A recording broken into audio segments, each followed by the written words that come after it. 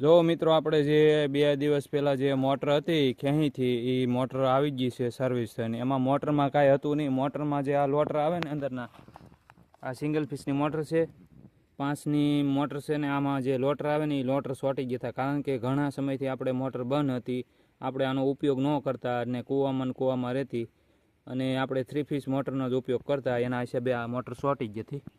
તેના લોટર સોટી ગયા હતા. એ લોટર કમ્પ્લીટ કરીને આવી ગયા છે ભાઈ.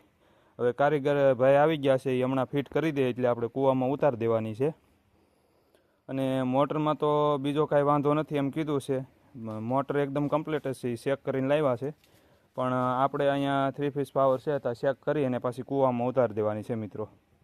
એ અહીંયા હાંધો કંઈક માર્યો છે અને હજી થોડોક હાંધો મારવાનો બાકી છે.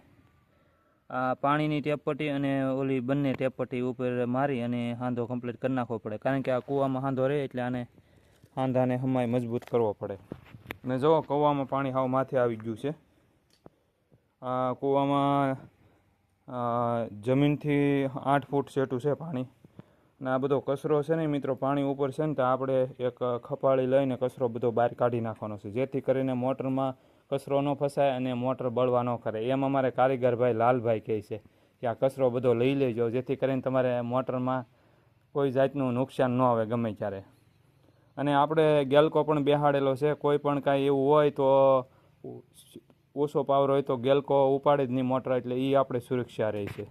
ને જો આપણે પોપિયા પણ કેવા મસ્તીના સોંપ્યા છે બધાય.